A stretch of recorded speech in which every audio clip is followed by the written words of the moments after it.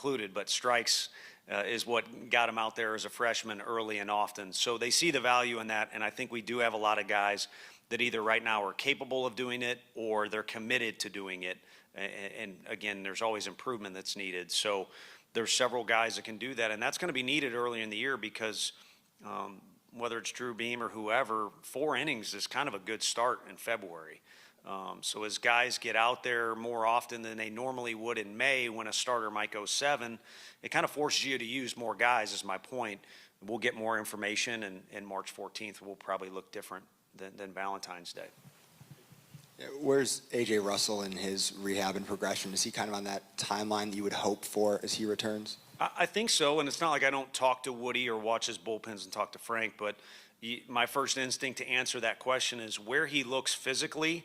Went from a skinny kid to then growing into his body and kind of different transformations. He looks so good physically right now, and I think that's a tribute to him taking care of himself and making his comeback or rehab go as smoothly as possible. And then also I see the personality more than I do some of the pitching stuff with Nate I mentioned earlier. AJ's really evolved into a kid that's comfortable in his own skin, which was not the case when he first got here. Willing to ask, say, do whatever, and also willing to take on a leadership role, which is really necessary. I don't think he needs to go outside of who he is, but he's in a different place in those 2 categories, physically and also the mentality or personality piece, however you would label that. So when he does come back, I think that'll only help his pitching. But to directly answer your question, I think he's in line with what he should be. And, I've made the comment a couple times. By the halfway point, he'll be pitching for us. All of us would like that to be sooner, but there's some steps along the way to knock out. How is Reese Chapman a different player person now heading into this season than maybe he was at this point in past years? Yeah, I think it's fun to watch the evolution of a guy like KT who played in front of him. KT went through the same thing freshman year, kind of drinking from a fire hose with all the new information and the new competition.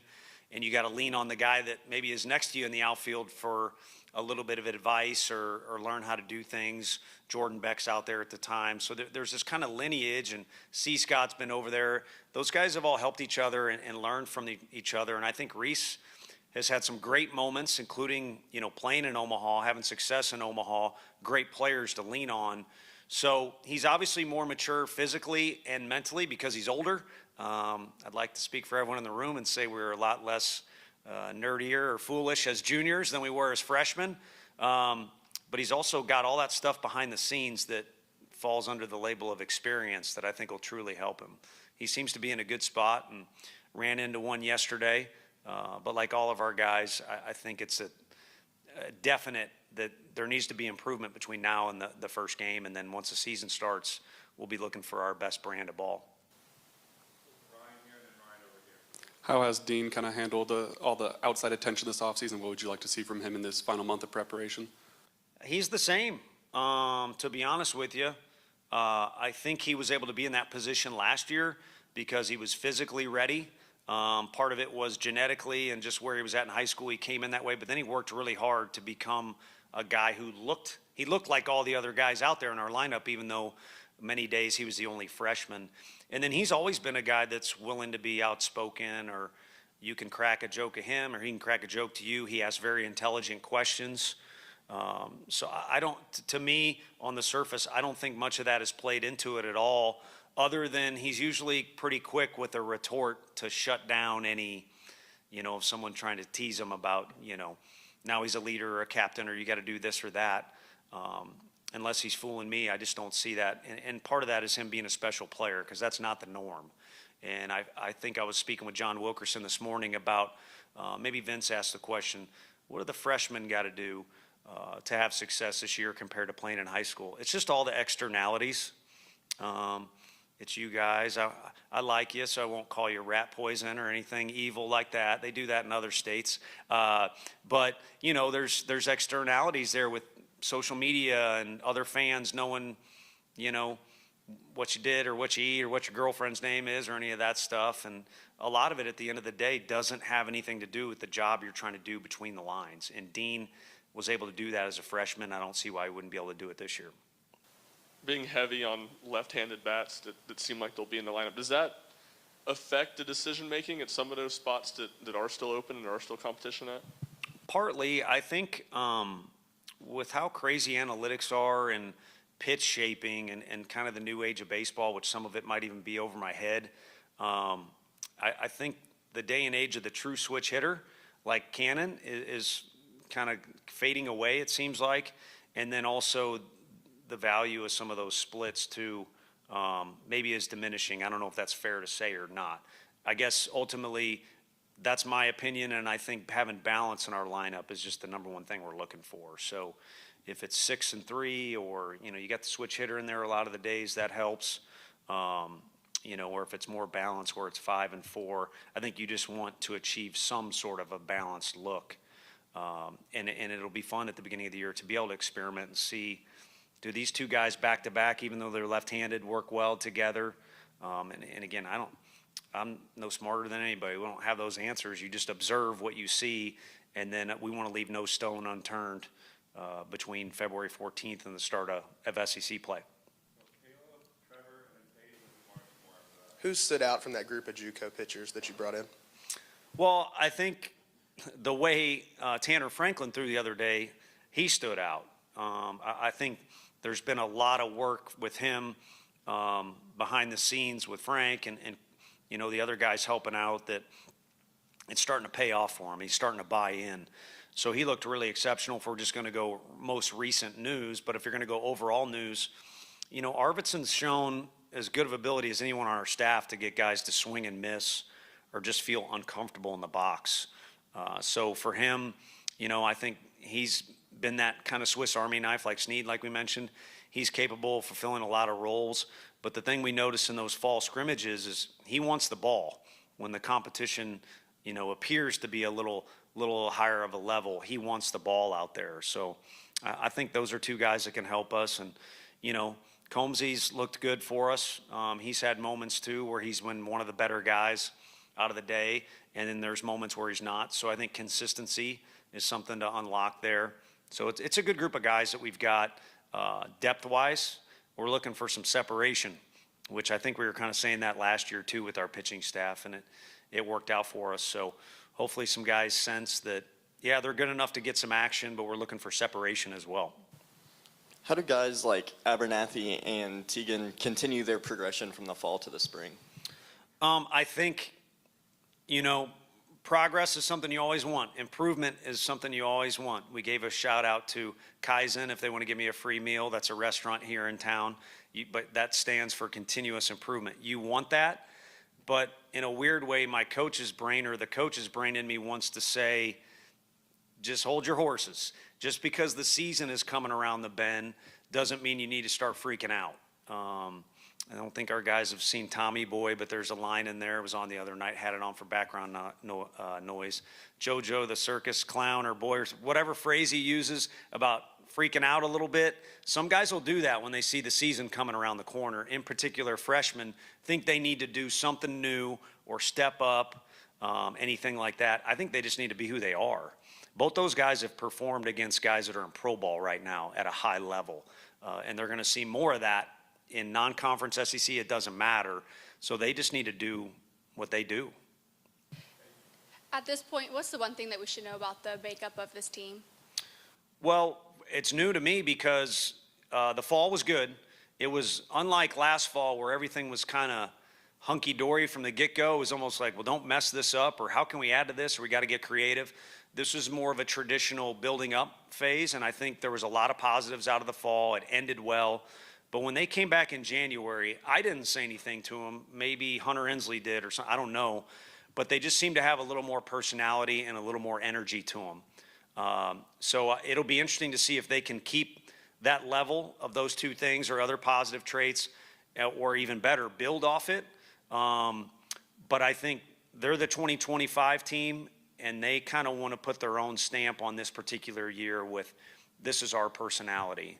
And now that time has passed, it's easy for everyone in the room to see, okay, we've built a little bit of a brand here, but you guys know our teams well. 21 was a little different than 22, maybe kind of similar. 22 was way different than 23, and 24 had characteristics of all three, but was very unique unto themselves. And I think this group kind of wants a fresh start. I think this sounds wild, but the first pitch banquet hopefully was the final cutoff for last year's stuff. I think our guys are ready to move on.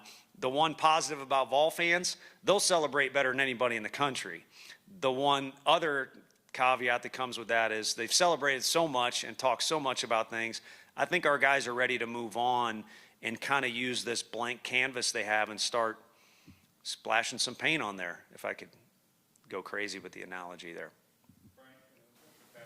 Picasso. People had a pretty high opinion of you before this last season began, but what have the past... That depends who you talk to. Sure, here in Knoxville at least. What have the last 6-7 months been like for you since helping bring a national title to this city?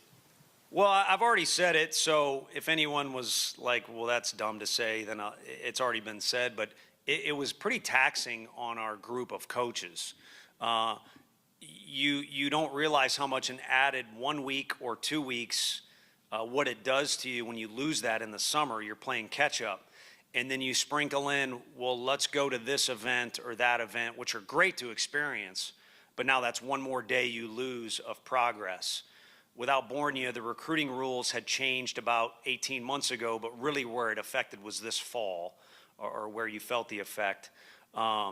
So December, everybody needed to hit the reset button, and you could sense it when the players came back, like I said, with that renewed energy, even though some of them are new, and then with our coaching and support staff, you could sense it was great to hit the reset button. And again, I joked about there being a fine line between last year and the start of next year. I think in-house, that fine line for us was that first day we all rallied together. You could feel a sense of refreshing, or hitting the refresh button and getting after it. So for me personally, I love this place. I love dang near everything about it. I love, Mike, that you're back in God's country here. And I just want to make sure that I'm contributing in a way that I should, and I want to make sure our guys are playing in a way that Vol fans can say, I'm proud of that product on the field, and I want to cheer for them. I got their back regardless of wins or losses, because we learned a year, you can pick out the year. No one's invincible, especially in this league. So you win, you lose. That's part of the deal that we signed up for, literally when you sign the contract. But just want to make sure I'm doing my part, and therefore the program is doing our part to make Vol fans proud and get to see what they deserve to see. Tony, I wanted to ask you about Liam and Tegan. With Liam, I know you like to have a tone setter to start the weekend. Does his vibe and presence on the mound fit what you're looking for in a game one starter? And do you see similarities in Tegan that you did with Chase Burns and Drew Beam and Blake Tidwell that allowed those guys to have so much success as a freshman? Yeah, I think with Tegan, he does have the ability, and Tidwell's the guy we've most compared him to. And I'll tell you what, the one thing about Blade, because he was a really unique personality, was as a freshman from a smaller town, Loretto, Tennessee, shout out, and being around, even though he's around great baseball people and absolutely love his dad, who I know steered him in the right direction, you didn't expect him to be as professional as he was as a freshman. And I think Tegan and some of those other guys have good work habits, but that was a really high standard of a guy like Blade Tidwell, and we've had other ones too, like Drew, that just were so professional with how they went about their routines. And I think the more those guys pick up on that, including Tegan, which he's good, but he needs to get better at it, the more we'll probably be talking about them in 5 years, about their names being plopped in for whoever's next. And then, as I often do, I forget, what was your first question? Yeah, Liam and Fisher obviously kind of came together because they're buddies. Those two need to start a podcast. I prefer it start when their time is done here, so they just focus on playing. So you ain't short on personality or attitude with that guy. I mean, you wouldn't have liked what we were saying about him in our dugout when we were facing him last year, because you could see all that kind of coming off in his presence when he was pitching against us. But Chad Dallas was a guy I talked about, had coffee with somebody this morning, and I'm not so sure Chad's, I don't know how you decide this. He's definitely one of the best clubhouse guys we've had since we've been here and that I've ever been around. Again, a lot of it stems from the family that he came from, but you do want that vibe going into battle. Stamos kind of became that guy for us last year is, all right, it's Friday. It's probably conference or non-conference. It's probably going to be close after 4 or 5 innings. So why not get a guy out there that's going to make you feel like this is the guy you'd want the flag charging across the field, in Braveheart or whatever it is. Are they doing Braveheart too? Can we not do that? If they're still filming in production, I vote stop that. You guys can tweet about it later. Let's just leave greatness where it belongs. Where's Cannon at health-wise, and where do you expect his progression back, and is he going to be ready for opening day? Yeah, no, he's looked good. He got sick, and then because he missed some days, came back like a ball of fire, as he always does, and probably tried to do a little too much, so was sore. Throwing, swinging type deal, gets with Woody, and he's doing his protocol. And then now I'm the bad guy because I want to peak in May or June, not earlier in the year. So we've held him out of some things, but I think he's really worked hard behind the scenes, and he always has a sense of urgency, like Drew or Jordan Beck or some of these other guys that have been really fun to coach, Connor Pavoloni at that position.